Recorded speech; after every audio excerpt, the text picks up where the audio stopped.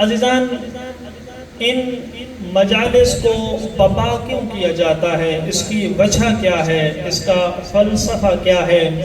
اس کا ہدف و مقصد کیا ہے؟ میں یہ ضروری سمجھتا ہوں کہ محرم کی مجالس کے آغاز میں اس سوال کو بار بار ہم دہرائیں، تاکہ اس سوال کا جواب خود ہمیں بھی معلوم ہو، اور اگر کوئی مجالس حسین کے لیے یہ سوال رکھتا ہے کہ امام حسین علیہ السلام تو 61 ہجری میں شہید کیے گئے، ان پر یہ ظلم کی داستان رقم کی گئی، آج 1446 ہجری کا آغاز ہو چکا، یہ اتنے صدیاں گزرنے کے باوجود بھی آخر کیوں حسین پہ گریہ کیا جا رہا ہے؟ آخر کیوں حسین کا ماتم کیا جا رہا ہے؟ آخر کیوں یہ سارا اہتمام کیا جا رہا ہے؟ عزیزان، یہ سوال بہت ضروری ہے، اپنے آپ کو سمجھانے کے لیے بھی، دنیا والوں کو سمجھانے کے لیے بھی، چونکہ انسان کے پاس دو بہت قیمتی سرمائے ہیں جو عزادار اس عزاداری کی خاطر لٹائے جا رہے ہیں۔ آج کی مصروف ترین دنیا میں انسان کے پاس وقت بہت قیمتی سرمایہ ہے، انسان کے پاس وقت بہت قیمتی سرمایہ ہے۔ عزیزان، آج کل آپ کسی کو کہیں کہ جناب والا میرے پاس آ جائیے، 2 لمحے بیٹھ کے بات چیت ہو جائے گی، حال احوال ہو جائے گا، وہ کہتا ہے جی اللہ آپ کو سلامت رکھے، میرے پاس ٹائم نہیں ہے، میں مصروف ہوں، میرے پاس ٹائم نہیں ہے۔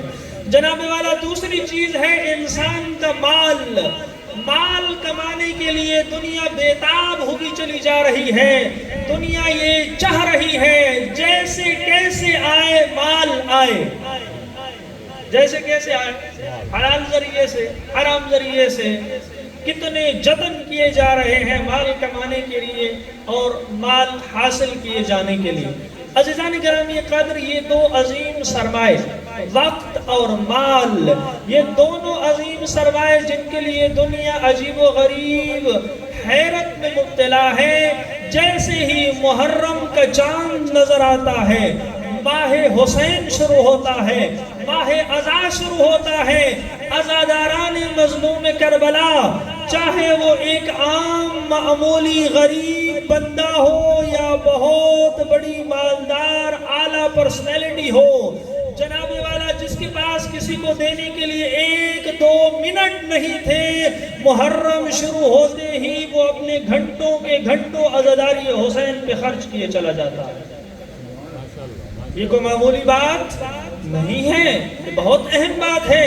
سب سے پہلے تو ہمیں خود معلوم ہونا چاہیے کہ اگر ہمیں عزائے حسین کا مقصد معلوم ہوگا تو پھر ہمیں ساتھ میں یہ پتہ چل جائے گا کہ یہ ہم جو وقت جیسا اتنا قیمتی سرمایہ امام حسین کی خاطر اور عزائے حسین کی خاطر خرچ کر رہے ہیں، یہ کوئی بغیر مقصد کے نہیں، اس کا کوئی بڑا عظیم مقصد ہے۔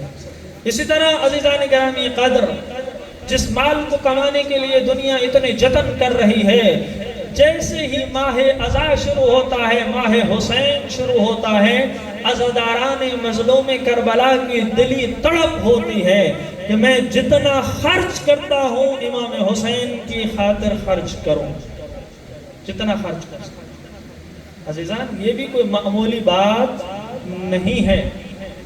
اس کا مقصد کیا ہے؟ ہدف کیا ہے؟ فلسفہ کیا ہے؟ 2 جملوں میں آپ کی خدمت میں مقصد عرض کرنا چاہوں گا۔ ایک جملہ قرآن کی زبانی، ایک جملہ رسول خدا کی زبانی۔ اللہ نے قرآن مجید میں فرمایا وَمَن يُعَظِّمْ شَعَائِرَ اللَّهِ فَإِنَّهَا مِن تَقْوَى الْقُلُوبِ۔ اے ایمان والو، اے مسلمانوں، اے اہل قرآن، شعائر اللہ کی تعظیم کرو گے، اللہ تمہارے دلوں میں تقوی پیدا کر دے گا۔ شعائر اللہ کی تعظیم کرو گے، اللہ کیا کرے گا؟ تمہارے دلوں میں تقوی پیدا کر دے گا۔ میں رسول خدا کی حدیث بیان کر لوں، پھر اس آیت کی تھوڑی سی وضاحت کرنا چاہوں گا۔ رسول خدا کا فرمان گرامی یہ ہے، فرمایا ان لقتل الحسین حرارتا فی قلوب المؤمنین لا تبرد ابدا۔ فرمایا دنیا والوں سن لو، قتل حسین میں ایسی حرارت اللہ نے رکھ دی ہے، ایسی تڑپ اللہ نے رکھ دی ہے، یہ تڑپ اور حرارت تا قیام قیامت کم نہیں ہوگی۔ خصوصاً جو مؤمنین ہیں، مؤمنین کے دل غم حسین کی تڑپ میں جلتے رہیں گے۔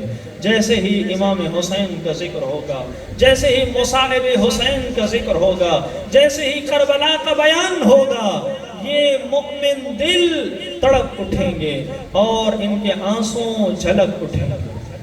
عزیزان گرامی قدر، یہاں ایک جملہ عرض کرتا چلوں، یہ جو رسول خدا نے فرمایا کہ قتل حسین میں ایسی حرارت ہے جو مؤمنین کے دلوں میں قیامت تک ٹھنڈی نہیں ہوگی، تو بس سمجھ میں آتا ہے کہ رسول خدا فرمانا یہ چاہ رہے ہیں کہ جو بندہ اپنے ایمان کو چیک کرنا چاہتا ہے کہ میرے دل میں ایمان موجود ہے یا نہیں، تو اس کے لیے یہ موقع اور محل ہے کہ وہ یہ چیک کرے کہ ماہ عزا میں، ماہ حسین میں، مصائب حسین میں اس کا دل غمگین ہوتا ہے یا نہیں۔ اگر مصائب حسین میں اس کا دل غمگین ہوتا ہے تو اس کا مطلب یہ ہے کہ وہ مؤمن ہے، اور اگر مصائب حسین میں اس کا دل غمگین نہیں ہوتا، مصائب حسین میں اس کو کوئی فرق نہیں پڑتا، تو رسول گرامی کا ارشاد یہ ہے کہ پھر وہ مؤمن سچا حقیقی نہیں ہے۔ صلوات پڑھیے گا۔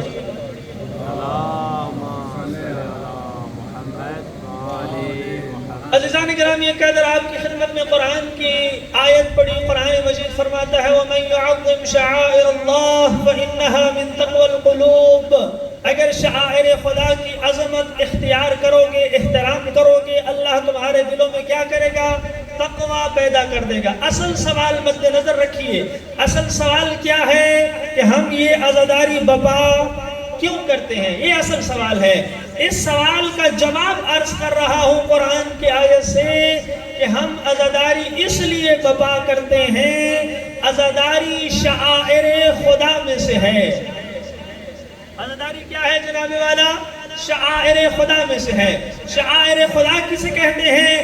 ہر اس چیز کو شعائر خدا کہا جائے گا جو چیز ہمیں خدا کے قریب لے جائے، جو چیز ہمیں خدا کے قریب لے جائے، جو چیز ہمیں خدا کی پہچان کرا دے، جو چیز ہمارے اندر خدا کی معرفت پیدا کر دے، وہ شعائر خدا میں سے ہے۔ عزیزان گرامی قدر، یقین جان لیجئے، اگر امام حسین علیہ السلام کی کربلا میں دی ہوئی قربانی نہ ہوتی اور آج تلک یہ عزاداروں کی عزاداری نہ ہوتی، اسلام اپنی حقیقی شکل کھو چکا ہوتا۔ اسلام اپنی حقیقی شکل میں باقی نہ رہتا۔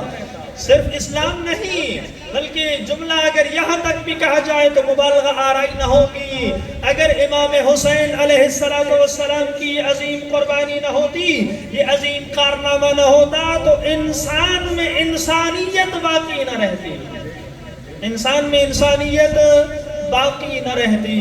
عزیزان گرامی قدر، شعائر خدا یعنی ہر وہ چیز جو ہمیں خدا کے قریب کرے۔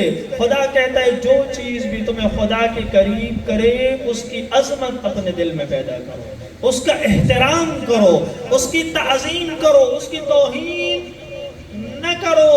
عزیزان گرامی قدر، یہ عزاداری مسلمین کے درمیان افتراق کا باعث نہیں ہونی چاہیے، یہ مسلمین کے درمیان تفرقے کا باعث نہیں ہونی چاہیے، بلکہ ہر مسلمان پہ یہ ضروری ہے۔ اس سے بھی بڑھ کے جملہ عرض کروں، ہر غیرت مند آزاد انسان پر ضروری ہے کہ اگر وہ اپنے آپ کو آزاد سمجھتا ہے تو اس کے لیے ضروری ہے کہ امام حسین کو آزادی کا رہبر مانے، امام حسین علیہ السلام کا ذکر منائے، اپنے انداز میں ذکر منائے۔ ضروری نہیں ہے شیعہ کی طرح ذکر منائے، جیسے اس کو صحیح لگتا ہے ذکر منائے۔ عزیزان گرامی قدر، امام حسین علیہ السلام کی عزاداری انسان میں انسانی اقدار پیدا کرتی ہے، انسان میں انسانی ویلیوز پیدا کرتی ہے، انسان میں جرأت و جذبہ پیدا کرتی ہے۔ عزیزان گرامی قدر، میں عرض کر رہا تھا کہ ہم یہ عزاداری کیوں کرتے ہیں؟ قرآن کہتا ہے شعائر خدا کی تعظیم کرو تاکہ تمہارے دلوں میں تقوی الہی پیدا ہو۔ اب آئیے ذرا سنیے نا کہ تقوی کتنی عظیم چیز ہے۔ تقوی کیا ہے جی؟ کتنی عظیم چیز ہے۔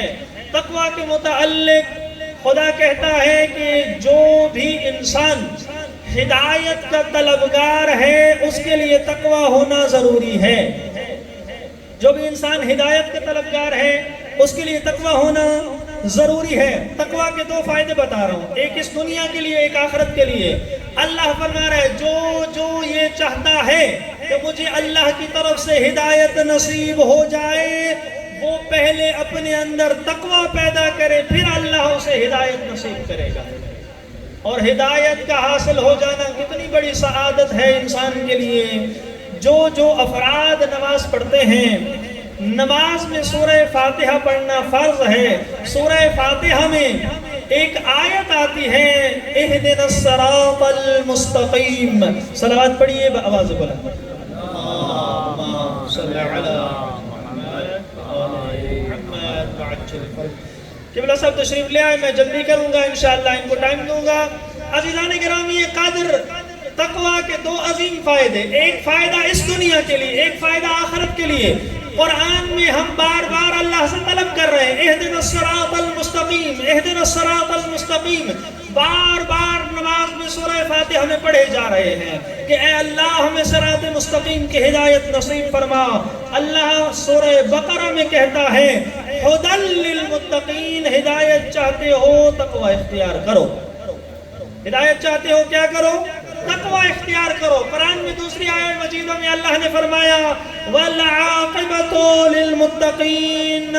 لوگو اگر آخرت میں اچھا انجام چاہتے ہو، یہ چاہتے ہو کہ جہنم کے عذاب سے بچ جاؤ اور اللہ کی بہشت میں داخل کر دیے جاؤ، تو تقوی اختیار کرنا پڑے گا. کیا کرنا پڑے گا جناب؟ تقوی اختیار کرنا پڑے گا. عزیزان گرامی قدر، یہ دو عظیم نعمتیں، یہ دو عظیم ہدف حاصل کیسے ہوں گے؟ تقوی حاصل کرنے سے.